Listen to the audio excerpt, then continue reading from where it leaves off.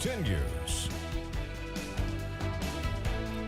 Strong to severe storms are possible across Kentucky beginning late tomorrow, but right now it's a nice afternoon to kick off Christmas in a small town in downtown Hazard. That's where meteorologist Evan Hatter is live as we look ahead to the weather this weekend. Evan. That's right, Steve. We're about a half hour away from kicking off the first night of Christmas in a small town here in downtown Hazard. And it's actually a little chilly in the shade right now. Airport observations have us at 59, but that breeze is there, so it is a little bit chilly out there. It's not a bad night to grab the jacket if you're headed outside. Buffalo Mountain camera right now, plenty of sunshine as that sun continues to set out there. 59, like I said. Up here in Perry County, it's 58 at London Corbin Airport. A little bit of refueling going on at that airport right now with that plane at the moment at London Corbin Airport. They're sitting, like I said, 58. A few cooler numbers. Williamsburg at 55, 54 Jacksboro. It's 51 right now in Harlan. Contrast that, 61 in Monticello and 59 in Somerset. So we do have some warmer temperatures the further south and west that you go. As we look at satellite and radar, we're in good shape around the mountains. The cloud cover from this morning exiting the region. However, there's more on the way as we head later on into tonight. Lows down into the upper 40s to near 50 as we finish out tonight with clouds on the increase, though the good news is the wind will be calming down. That will not be the case as we head into tomorrow and Saturday. I'll have the very latest on our potential for strong to severe storms coming up a little bit later on. Steve? Evan, thank you very much. Well, after some areas were hit by dangerous ice storms last winter, officials in eastern Kentucky are preparing for whatever comes next. WYMT's Chas Jenkins has more for Kentucky State Police and volunteer firefighters. If dangerous weather is on the horizon, first responders are ready to go. When we get inclement weather like that, it's usually all hands on deck. Everybody that can help usually comes out to help because it does take more resources. So we're fully prepared to deal with that as it comes. With one volunteer fire department increasing their tool set, prepared for the worst. We've actually added a new truck to our fleet. We've got everything ready. If somebody is home and we get ice storms, we can get to them. Or if those in the eastern Kentucky region need help. As long as we have power here at the building, we can turn this into a shelter. And people are welcome to come stay here, come get warm. We can cook, we can feed them. Fully equipped to take on any form of action in the winter season. Chas Jenkins, WYMT Mountain News. Lewis says if things do get as bad as last winter, their station can hold up to 150 people if necessary. Chas will have more at 5:30, including first responders with some tips on how to prepare and stay safe this winter season. The search warrant task force Attorney General Daniel Cameron put together after the death of Breonna Taylor met for a final time today, approving 8 recommendations regarding the search warrant process in Kentucky, such as training law enforcement officers on how to execute search warrants, tracking where warrants are served, and having prosecutors review the warrants before they are approved by a judge. There were some objections to the recommendations, but Attorney General Daniel Cameron said he was still proud of the group's teamwork. What I think you saw here over the course of these meetings were men and women who were well-intentioned and had good faith in coming together to find ways that we can provide additional confidence in the search warrant process, but also bolster public safety too. Other recommendations include having officers consider the time of day when executing the warrants and contacting Child Protective Services if children are present. In the coming days, the task force will work on finalizing a draft of the recommendations for the public and state lawmakers. President Biden, Vice President Harris, and congressional leaders gathered to pay tribute to the life and legacy of the late Senator Bob Dole today. The casket bearing the 98-year-old who died this past weekend lies in state at the U.S. Capitol until this evening. CBS's Stacey Lynn reports from Washington.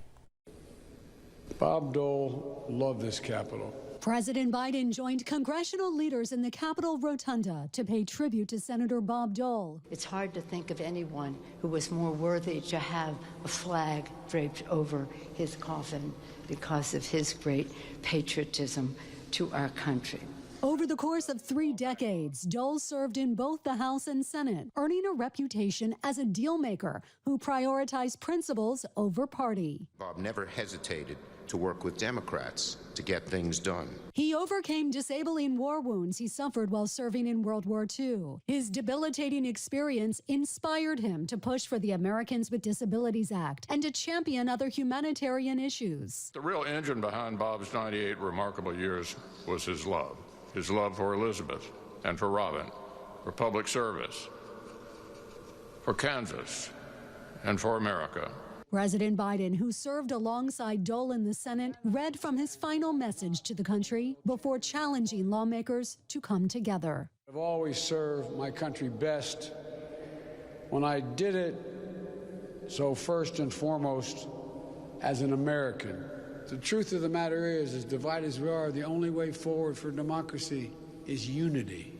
Dole's funeral will take place Friday at the Washington National Cathedral ahead of a final farewell service Saturday in his home state of Kansas. Stacey Lynn, CBS News, Washington.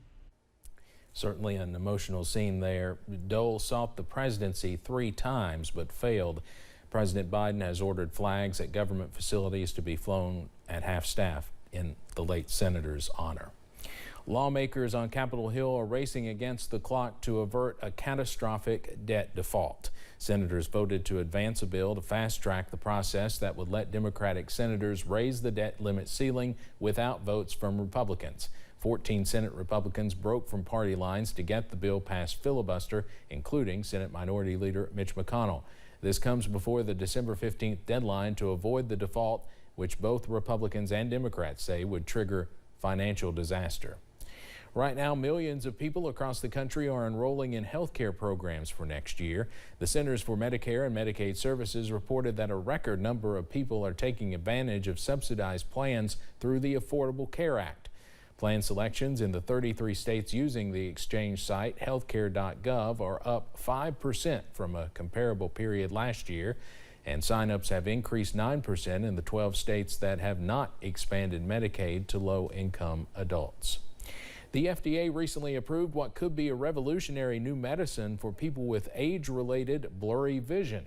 It's a prescription eye drop called Vuity, and developers say it works by utilizing the eye's natural ability to reduce its pupil size, which would temporarily expand a person's depth of field, letting them focus at different ranges more naturally. 54-year-old Tony Wright participated in testing and describes how it changed her day-to-day life. Basically, I would put the drops in my eyes in the morning, 1 drop in each eye. What did you notice instantly? I would not need my readers as much, especially on the computer where I would always need to have them on. Wright was one of 750 participants in a clinical trial to test the drug. 1 drop in each eye provides sharper vision for 6 to 10 hours. A spokesperson for Vuity says the medicine will cost about $80 for a 30-day supply. It works best in people ages 40 to 55. Side effects in the 3-month trial included headaches and red eyes. Blue Origin is delaying its next launch due to high winds in the forecast. On Twitter, Jeff Bezos' space tourism company announced that today's scheduled liftoff will be pushed to Saturday morning. That means Good Morning America host Michael Strahan will have to wait 2 more days to get his astronaut wings. Strahan will be joined by Laura Shepard Churchley, the daughter of the first American astronaut, and 4 paying customers on the flight. Liftoff is now set from the Blue Origin launch facilities near Van Horn, Texas at 9:45 Saturday morning. NASA wants to use X-ray technology to help us better understand black holes. It's called X-ray astronomy, and this morning NASA launched its Imaging X-ray Polarimetry Explorer mission, or IXPE, to measure X-rays released by black holes and neutron stars. It's the first space observatory of its kind. Scientists say IXPE will tell them more than they can learn by studying their brightness and color spectrum, helping them test and refine theories of how the universe works. Coming up on First at 4, as families across the country continue putting up holiday decor, some of those decorations could also lead to a disaster. And Pinpoint Outlet looks to be busy this weekend. I'll have the latest on when storms arrive and whether it could be strong to severe straight ahead.